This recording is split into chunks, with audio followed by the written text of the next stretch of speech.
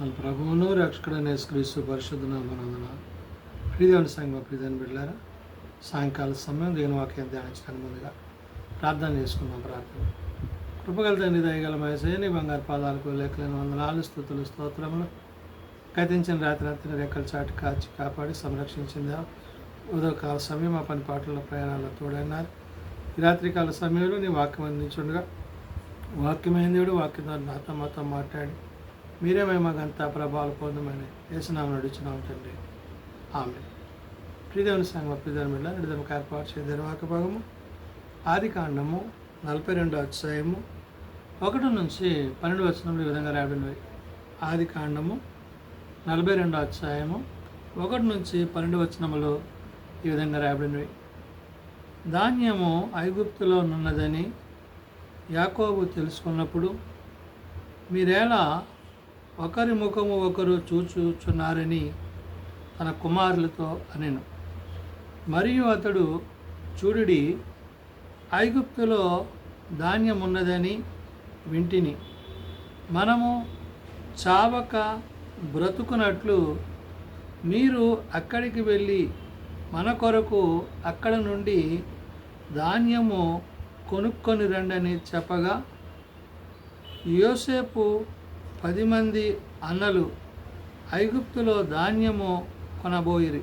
ప్రియదేవుని సంగమా, ప్రియదేవుని బిడ్డలారా, కరువు దినాలు సమీపించినప్పుడు యాకోబు తన కుమారులతో చెప్తున్న మాటలు అంటే, వారు బ్రతుకుట కొరకు, జీవించుట కొరకు కావలసిన ధాన్యాన్ని, ఆహారం కోసం మరి ఐగుప్తు దేశానికి తన కుమారులను పంపిస్తూ వారికి కొన్ని విషయాలు చెప్తున్నారు. ఏమని అక్కడ అంటున్నారు, మీరేలా ఒకరి ముఖము ఒకరు చూచుకొనుచున్నారని తన కుమారుడితో అని, మరియు అతడు, చూడుడి, ఐగుప్తులో ధాన్యం ఉన్నదని వింటిని, మనము చావక బ్రతుకున్నట్లు మీరు అక్కడికి వెళ్ళి మన కొరకు అక్కడ నుండి ధాన్యము కొనుక్కొని రండి అని చెప్పగా, మరి బ్రతకడం కోసం, జీవించడం కోసం మీరు వెళ్ళి ఐగుప్తుకి వెళ్ళి అక్కడ ధాన్యాన్ని కొనుక్కు రండి అని కుమారులకి తండ్రి చెప్తూ, యోసేపు 10 మంది అన్నలు ఐగుప్తులో ధాన్యము కొనబోయిరి.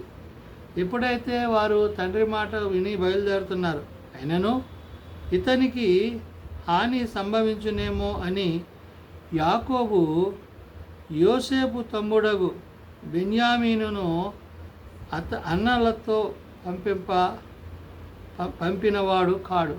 అంటే ఇక్కడ తండ్రికి సంరక్షకుడిగా, తండ్రికి సహాయకుడిగా, ఇక్కడ యాకోబుకు తోడుగా యోసేపు యొక్క తమ్ముడగు బెన్యామీనును అతని అన్నలతో పంపింపకుండా అక్కడ అతన్ని ఉంచడం జరిగింది.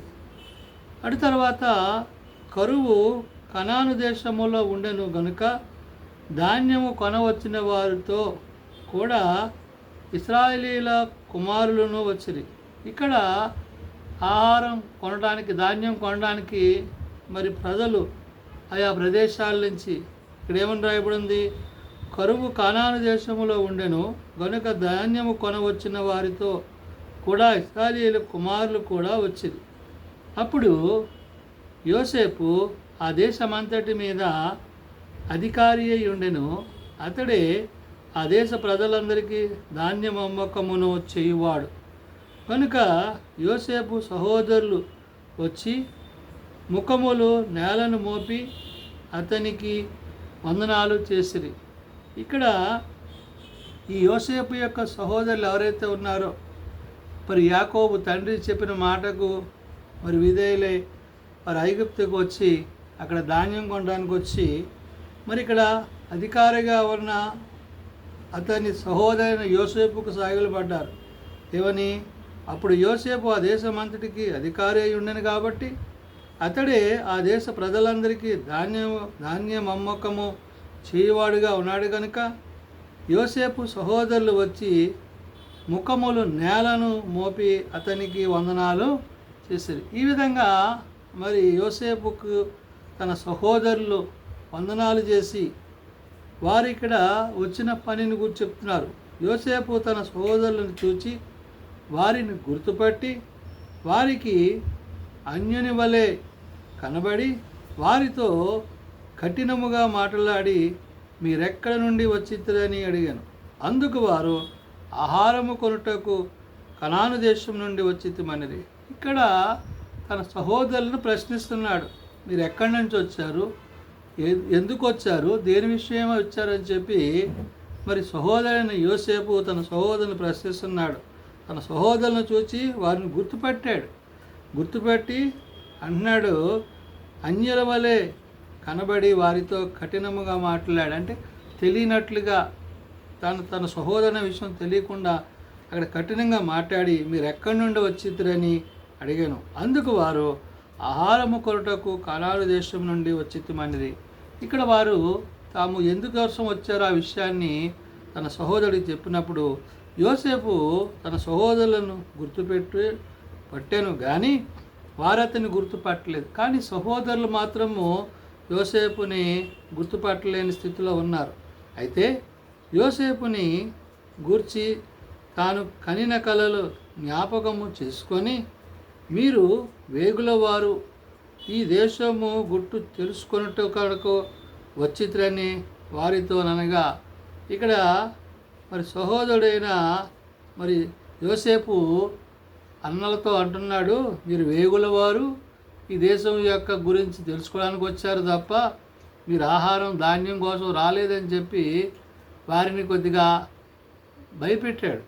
అయితే వారు లేదు ప్రభువా, నీ దాసులమైన మేము ఆహారమును కొంటికే వచ్చితిమి అంటున్నారు. అయితే వాళ్ళు అంటున్నారు, లేదండి, మేము ఆహారం ధాన్యం కొనడానికే వచ్చాం తప్ప మేము ఈ దేశాన్ని గురించి దేశం సమాచారం గురించి తెలుసుకోవడానికి వచ్చిన వేగుల వారం కాదనే విషయాన్ని వాళ్ళు చెప్తున్నప్పుడు, మేమందరమును ఒక మనుషుని కుమారులము, మేము యథార్థవంతులమే కానీ నీ దాసులమైన మేము వేగుల వారము కామని అతనితో చెప్పిరి. వాళ్ళు ఏమంటున్నారు వాళ్ళ సహోదరులు, అయ్యా మేమందరము ఒక తండ్రి బిడ్డలమే, మేము యథార్థంగా చెప్తున్నాము, మేము మీ దేశం గురించి తెలుసుకోవడానికి వచ్చిన వాళ్ళం కావని చెప్పి మరి యోసేపుకు వారు ఉత్తరమిస్తున్నారు. అయితే అతడు లేదు, ఈ దేశము గుట్టు తెలుసుకొనుటకై వచ్చితులని వారితో అన్నాను. అంటే వారి యొక్క పరిస్థితి, వారున్న స్థితిని గురించి అక్కడ యోసేపు ఆ విధంగా వారిని మరి భయపెట్టినట్లుగా వారి మీద కఠినంగా మాట్లాడినట్టుగా మనం చూడగలం.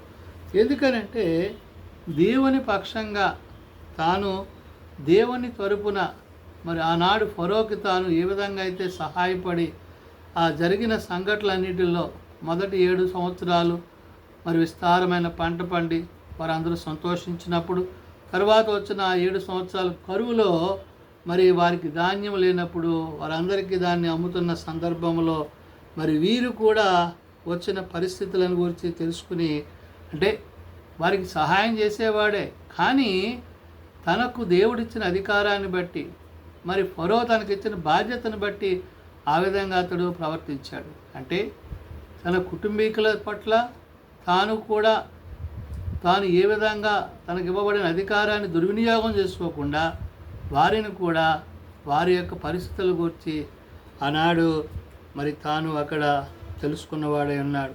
కాబట్టి యోసేపు దేవుని యొక్క చిత్తాన్ని జరిగిస్తూ మరి ఫరో యొక్క అధికారానికి తాను ఇచ్చిన బాధ్యతకు తాను బద్ధుడై తన పని జరిగించిన వాడై ఉన్నాడని వాక్యము తెలియజేస్తున్నది. ప్రార్థన చేసుకుందాం. ప్రేమ నమ్మకం కలిగిన మా తండ్రి, కృప కలిగిన దేవ, నిజమైన ఆయన, నీ యందు నమ్మిక కలిగిన నీ కుమారుడిగా అయ్యా, నీ యందు భయభక్తులు కలిగిన వాడిగా దైవ చిత్తాన్ని తన యొక్క యజమానికి ఫరోకు తెలియజేసి నేడు సంభవించిన ఆ యొక్క విపత్తు పరిస్థితుల్లో వారి ఆహార విషయంలో వారి సహోదరులు వచ్చినప్పుడు వారిని ఏమాత్రమును నాయన మరి వారి పట్ల తన ప్రవర్తించిన విధానంలో వారు ఆందోళన చెంది ఉన్నారు. అయితే నాయన, నీ యందు నమ్మిక కలిగిన బిడ్డ కాబట్టి, నీ చిత్తాన్ని జరిగించేవాడు కాబట్టి తనకిచ్చిన అధికారాన్ని దుర్వినియోగం చేసుకునగా నీ చిత్తమందు తాన్ని మాట్లాడిన ప్రతి మాటను బట్టి అయ్యా వారి సహోదరులు ఎట్టివారే ఉన్నారు, ఎలాంటి వారే ఉన్నారో తాను తెలుసుకున్నవాడే ఉన్నాడు. కాబట్టి నాయన, నేడు మేమును ఎట్టి పరిస్థితుల్లోనూ అపవాదికి చోటు ఇయ్యక అయ్యా ఆనాడు వారు ఏ విధంగా అయితే తన సహోదరిని హింసించినప్పటికీ బాధించినప్పటికీ దేవా నీవు తనకు కాపాడి సంరక్షించి యాకోబుకు నీవు తోడైన విధానాన్ని బట్టి వందనాలు. అవును నాయన, నీ ఎందుకు సాహసం ఉంచి వారిని విడువక ఎడబాయక కృప చూపువాడు. కాబట్టి నాయన నీ చిత్తమందు నీ వాక్యమందు మేమందరము జీవించుటకు నీ సహాయము మాకు దయచేయండి. మాకున్న వ్యాధి బాధ కష్ట నష్టాలను విడిపించి నీ బలమును నీ శక్తిని ప్రసాదించమని నీ వాక్యానుసారంగా జీవించుటకు ప్రవర్తించుటకు నీ చిత్తమందు ముందుకు కొనసాగుటకు సహాయం దయచేయండి.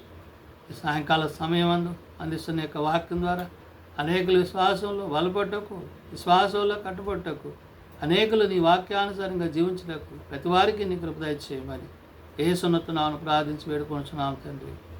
ఆమేన్. పరలోకమందున్న మా తండ్రి, నీ నామం పరిశుద్ధపరచబడుగాక, నీ రాజ్యం వచ్చుగాక, నీ చిత్తం పరలోకమందు నెరవేర్చినట్లు భూమి మీద నెరవేరుగాక. మా అనేది నాడు మాకు దయచేయము. మరల ప్రార్థన చేసిన వారిని మేము క్షమించిన ప్రకారము మా ప్రార్థనలను క్షమించు. శోధనలో తేకాల్సుకుని తప్పించు. రాజ్యము, శక్తి, మహిమ నిరంతరము నీవేనావు తండ్రి. ఆమేన్. మన పరమ తండ్రి దేవుని ప్రేమ, ప్రభువైన యేసుక్రీస్తు కృప, ఆదరణకర్త అయిన పరిశుద్ధాత్మ సహాయము సదా తోడేయండి సంరక్షించునుగాక. ఆమేన్.